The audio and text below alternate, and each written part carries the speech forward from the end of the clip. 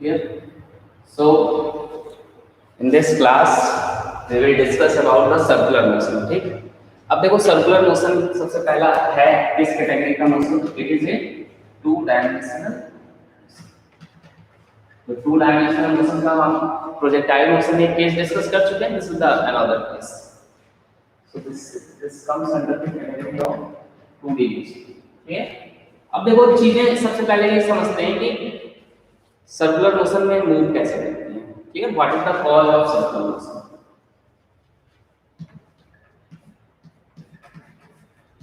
अब ध्यान से देखो,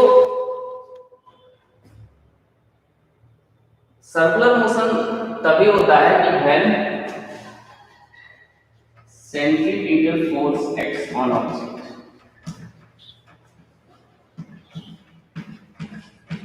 एक्ट्स ऑन ऑब्जेक्ट्स। तो आपका सिलेबस वैसे यूनिफॉर्म सर्कुलर मोशन है, इसको यूनिफॉर्म सर्कुलर मोशन रखता हूं।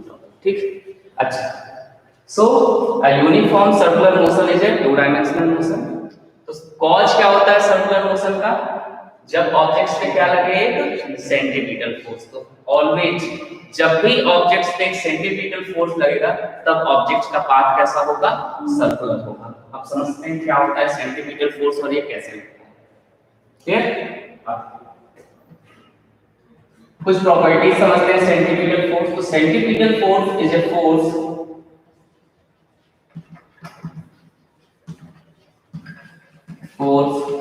always acts towards center of the circle. Center of the circle। तो ये हमेशा सर्कल के सेंटर की तरफ लगता है सेंट्रीपिटल फोर्स। क्लियर? अच्छा,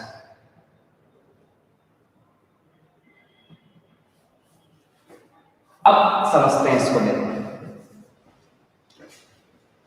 जैसे कोई भी एग्जांपल लो आप सर्कुलर मोशन का। जैसे आपने देखा प्लैनेट्स का मोशन अराउंड द सन, वो इफ देयर इज सन, सो आप एक सिंपलेस्ट थ्योरी ये मानते हैं कि जो प्लैनेट्स हैं they revolve in a circular path around the sun. But reality में ऐसा नहीं होता है, वो इलिप्टिकल पाथ होता है। बट एक सिंप्लीफाइड थ्योरी में हम ये एज्यूम कर सकते हैं कि अर्थ या जो भी प्लैनेट्स हैं they revolve in a circular. वो कैसा मोशन कर रहे होते हैं? यूनिफॉर्म सर्कुलर मोशन कर रहे होते हैं, ये हम एज्यूम करते हैं। क्लियर? अब देखो यहाँ पे क्यों ये अर्थ मूव कर रही है। देखो सर्कल, अब ध्यान से सुनना। आपने पढ़ा है कि if there are two object in the universe तो उनके बीच ग्रेविटेशनल फोर्स लगता है। क्या लगता है उनके बीच? तो gravitational force is always a force of attraction. तो जो ग्रेविटेशनल फोर्स है वो अट्रैक्शन का फोर्स होता है। तो देखो जो सन है आपका, वो अर्थ को अपनी तरफ हमेशा क्या करके रखेगा? अट्रैक्ट करके रखेगा। तो जो ग्रेविटेशनल फोर्स लग रहा है अर्थ के ऊपर Fg से, तो वो किसकी तरफ कर रहा है? सन अपनी तरफ खींचने की कोशिश कर रहा है। क्लियर? अच्छा, अगर मैं इस पॉइंट पे अर्थ की वेलोसिटी की बात करूंगा तो वो इस पाथ पे कैसे होगी? टेंजेंशियल। वो इस पाथ पे कैसे होगी? If earth is revolving in this anti clockwise, अगर इस सेंस में अर्थ रोटेट हो रही है तो और मैं इस पॉइंट पे अर्थ की वेलोसिटी पूछूं तो वो कैसी होगी? यहाँ पे टेंजेंशियल। इसीलिए इसको हम टेंजेंशियल वेलोसिटी भी कहते हैं। कई बार this term we use, we call it tangential velocity, क्योंकि ये टेंजेंशियल होती है आपके पाथ में हमेशा। क्लियर? अच्छा, अब let's say it reaches at this point. अभी भी ग्रेविटेशनल फोर्स किधर लगेगा? सन की तरफ लगेगा। इस पॉइंट पे अगर वेलोसिटी की बात करें तो वो भी होगी tangential. Now the earth reaches at this point. अभी भी जो अट्रैक्शन होगा सन की तरफ tangential. This point, this is velocity, this is gravitation. तो देख रहे हैं यहाँ पे आप कि सन की वजह से हमेशा अर्थ के ऊपर एक ऐसा फोर्स लग रहा है जो हमेशा सेंटर की तरफ एक्ट कर रहा है, जो हमेशा किधर एक्ट कर रहा है? सर्कल के सेंटर, जो कि सन है यहाँ पे। तो देखा यहाँ पे सेंट्रीपिटल फोर्स का काम कौन कर रहा है? Gravitational force. तो here the gravitational force is doing the job of centimetre. तो देखो सेंटीमीटर फोर्स कोई अपने आप में नया फोर्स नहीं होता है। जो फोर्स तुम जानते हो जैसे ग्रेविटेशनल फोर्स हो गया या कोई और फोर्स हो गया, वही कई बार कैसे बिहेव करने लगते हैं एज ए सेंटीमीटर फोर्स। तो centimetre force is not a new force. आपको ग्रेविटेशनल फोर्स का पता है पहले से, तो जो भी फोर्सेज आप जानते हैं, जैसे आप फ्रिक्शन को जानते हो, हम अभी आएंगे नॉर्मल रिएक्शन पढ़ेंगे, टेंशन पढ़ेंगे, ये बहुत तरह के फोर्सेज होते हैं। तो ये सब जो फोर्सेज होते हैं कई बार ये कैसे बिहेव करते हैं एज ए, और जब ये एज ए सेंटीमीटर फोर्स की तरह बिहेव करते हैं तो फिर पाथ कैसा होता है, सर्कुलर मोशन। क्लियर? तो यहाँ पे सेंटीमीटर फोर्स का काम कौन कर रहा है, ग्रेविटेशनल फोर्स कर रहा है। तो in the planetary motion this gravitational force acts as centripetal force. यहां पे सेंट्रीपिटल फोर्स का काम कौन कर रहा है, ग्रेविटेशनल फोर्स। अच्छा, ये हो गया। अब देखो, समझ में आया? अब कुछ और बातें करते हैं।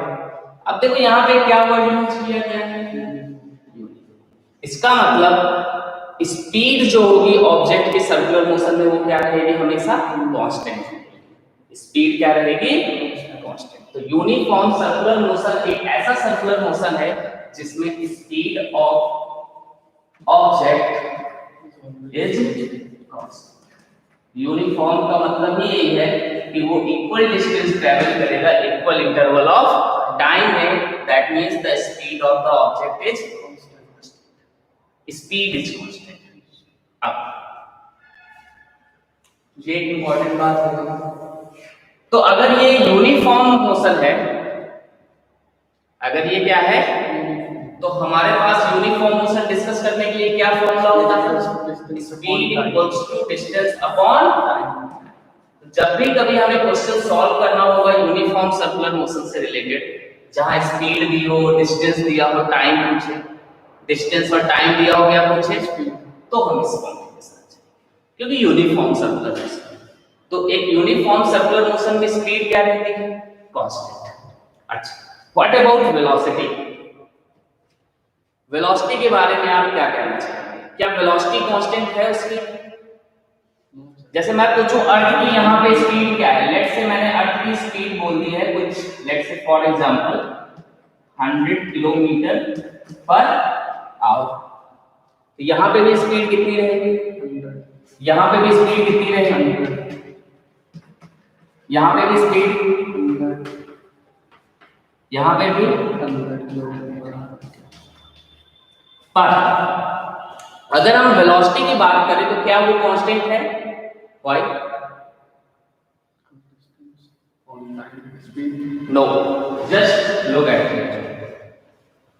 ये एक वेक्टर है जो अभी x एक्सिस की तरफ है, इसका मैग्नीट्यूड लेट से कितना है, 2 न्यूटन। अभी इसी वेक्टर को मैं y एक्सिस की तरफ कर दूं, अभी भी मैग्नीट्यूड 2 न्यूटन। क्या ये दोनों एक ही चीज है? क्या ये दोनों वेक्टर सेम है? अगर मैं इसको कहूं वेक्टर a और इसको क्या कहूं वेक्टर, तो क्या हम ये लिख सकते हैं कि vector a equals to vector b? No. दो वेक्टर तभी इक्वल होते हैं जब उनके मैग्नीट्यूड भी इक्वल हो और डायरेक्शन भी। तो two vectors are said to be equal if their magnitude are equal and, यहां पे देखा जाए तो चलो ये दो वेक्टर का मैग्नीट्यूड तो सेम है लेकिन डायरेक्शन, इसका मतलब a और b सेम वेक्टर। ये समझ में आया?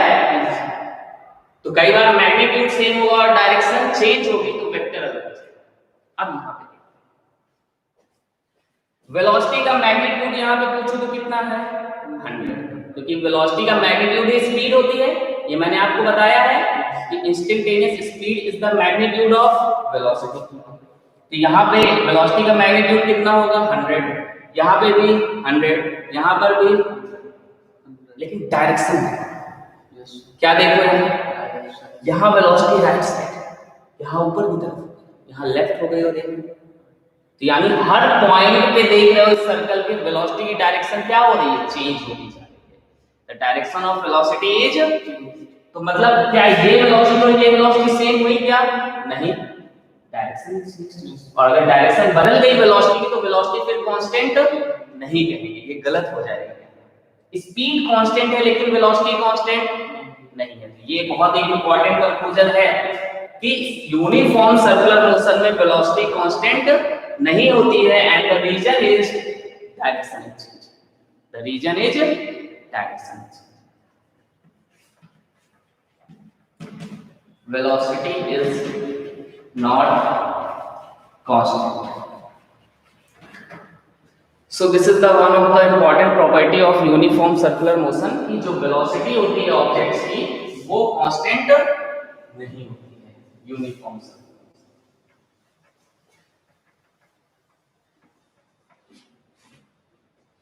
एंड द रीजन क्या है कि जो डायरेक्शन है वेलोसिटी का वो चेंज होता है। Direction of velocity keep on changing, लेकिन मैग्नीट्यूड वेलोसिटी का सेम रहता है, डायरेक्शन की वजह से ये वेलोसिटी बदल जाती है। क्लियर? तो इस चीज को बहुत अच्छे से समझ लें कि वेलोसिटी कांस्टेंट नहीं होती है यूनिफॉर्म सर्कुलर मोशन में, स्पीड कांस्टेंट होती है। चलो ये हो गई बात एक। अब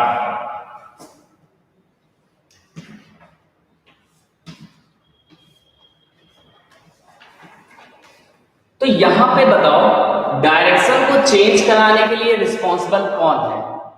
force. Which is responsible for changing the direction? This force. क्योंकि अगर ये फोर्स नहीं लगता तो ये फिर अर्थ हमेशा क्या स्ट्रेट पाथ में मूव करती रहती। मैंने बताया कि कोई भी अपनी स्टेट चेंज नहीं करेगा जब तक उसमें क्या एक्सटर्नल अनबैलेंस्ड। तो अगर ये ग्रेविटेशनल फोर्स नहीं होता सन का तो हमेशा अर्थ कैसे पाथ में मूव करती रहती। But due to this external force that is the gravitational force due to sun, earth की वेलोसिटी की डायरेक्शन क्या होती रहती है? चेंज। एक तरीके से समझो सन ना अर्थ को अपने से बाइंड करके रखता है। सन इज बाइंडिंग द अर्थ और इसी सन के ग्रेविटेशनल फोर्स की वजह से जो अर्थ है उसका पाथ कैसा है? डन? अच्छा, तो वेलोसिटी अगर कांस्टेंट नहीं है तो फोर्स है, क्योंकि मैंने बताया था कि वेलोसिटी कांस्टेंट नहीं होती, इसका मतलब क्या लग रहा होगा? फोर्स लग रहा होगा। And this force is the centripetal force. अच्छा ये बात हो गई। अब एक टर्म आता है कि अगर सेंट्रीपिटल फोर्स लग रहा है यहां पर तो इस फोर्स की वजह से क्या कुछ एक्सेलरेशन किया है? Due to this force what will come? क्योंकि मैंने बताया है कि एक्सेलरेशन का कॉज क्या होता है? फोर्स। तो अगर कहीं पे फोर्स है तो फिर क्या भी होगा? और एक्सेलरेशन की डायरेक्शन हमेशा किस डायरेक्शन में होती है? फोर्स की डायरेक्शन में। एक्सेलरेशन की डायरेक्शन हमेशा किस डायरेक्शन में? जिस डायरेक्शन में फोर्स लगता है in the same direction acceleration. देखा आपने एक्सेलरेशन ड्यू टू ग्रेविटी देखते हो सेंटर की तरफ लगता है अर्थ के, क्योंकि अर्थ का जो फोर्स है वो टुवर्ड्स द सेंटर। mg लगता है ना फोर्स, वो हमेशा अर्थ के देखो सेंटर की तरफ होता है। तो मतलब किसी भी फोर्स की वजह से जो एक्सेलरेशन आता है उसकी जो डायरेक्शन होती है same as the direction of the force. तो अगर फोर्स सेंटर की तरफ लग रहा है तो एक्सेलरेशन की डायरेक्शन भी किधर? सेंटर। और इसी एक्सेलरेशन का नाम होता है सेंट्रीपिटल एक्सेलरेशन। इसी को हम क्या कह देते हैं? Centripetal acceleration. तो क्लियर सी बात है, अगर सेंट्रीपिटल फोर्स होगा ऑब्जेक्ट्स में so there will be centripetal acceleration। अच्छा, अब एक और चीज समझो, जो सेंट्रीपिटल फोर्स होता है उसका जो फॉर्मूला होता है वो लिखा है। तो the centripetal force, if centripetal force is represented by Fc, तो जो फॉर्मूला होता है सेंट्रीपिटल फोर्स का that is given by mv² by r। ये फॉर्मूला होता है आपके सेंट्रीपिटल फोर्स का। Clear? So the centripetal force is given by mv² by r, where m is the mass, r is the radius of the path, m is the mass of the object, R is the radius of the circular path, V is the speed. Clear? अच्छा, तो बताओ centimetre acceleration का formula क्या बना फिर? तो अगर हम सेंटीमीटर एक्सीलरेशन को A सबस्क्रिप्ट C से रिप्रेजेंट करते हैं तो force by mass, acceleration is what? Always force by mass. तो मास देखो कैंसिल हो जाएंगे यहाँ, so mv square by r divided by m, so the answer is v square by r। m से m क्या हो गया? कैंसिल, क्या बचा? v square by r। तो ये सेंटीमीटर एक्सीलरेशन का फॉर्मूला हो गया, v square by r। Centimetre acceleration, हाँ सेंटीमीटर एक्सीलरेशन, तो सेंटीमीटर फोर्स है mv square by r and the centimeter acceleration is v square by r। Clear? अच्छा, तो कॉज समझ में आया क्यों चीजें सर्कुलर पाथ में मूव करती हैं? Because of the centimetre. और सेंटीमीटर फोर्स कोई ऐसा फोर्स नहीं है, नया फोर्स नहीं है अपने आप में, जैसे ग्रेविटेशनल फोर्स एक अपने आप में यूनिक फोर्स है, तो सेंटीमीटर फोर्स कोई नया फोर्स नहीं होता। ग्रेविटेशनल फोर्स ही कई बार सेंटीमीटर का काम करने लगता है, कई बार फ्रिक्शन भी किसका काम करने लगेगा? सेंटीमीटर। और भी बहुत सारे, जैसे इलेक्ट्रोस्टैटिक फोर्स सुना है आपने, चार्जेस के बीच लगने वाला फोर्स, वो भी कई बार सेंटीमीटर का काम करने लगता है। आपको याद है एक न्यूक्लियस होता है आपके एटम में और उसके अराउंड में इलेक्ट्रॉन्स क्या करते हैं? सर्कुलर पाथ में घूमते हैं, ऐसा सुना है? अब बताओ ये चार्जेस है कि नहीं? ये क्या है? तो यहाँ पे बताओ सेंटीमीटर का काम, वो इलेक्ट्रोस्टैटिक फोर्स, चार्जेस के बीच का जो फोर्स होता है। तो यहाँ पे इलेक्ट्रॉन के रिवॉल्व करने में which force is the centimetre force? Electrostatic force. Fundamental forces पढ़े थे आपने, उसमें ये। तो मतलब जब भी चीजें सर्कुलर पाथ में मूव करती हैं, कोई ना कोई फोर्स उस सेंटीमीटर का काम करता है। क्लियर? अच्छा, अब आपने एक रस्सी है, रस्सी के एंड पे एक पत्थर बांध दिया और आप रस्सी को रोटेट करा रहे हैं, देख रहे हैं वो जो पत्थर है वो कैसे पाथ में रोटेट करेगा? अब यहाँ पे बताओ उस पत्थर पे कौन फोर्स लगा रहा है? नो। क्या वो रस्सी उस पे फोर्स लगा रही है सेंटर की तरफ हमेशा? रोप, क्योंकि रोप नहीं होती तो क्या पत्थर कभी घूमता है क्या सर्कल में? तुम खुद इमेजिन करो, रस्सी पत्थर को हमेशा बाइंड करके रख रही है अपने साथ में कि नहीं रख रही है?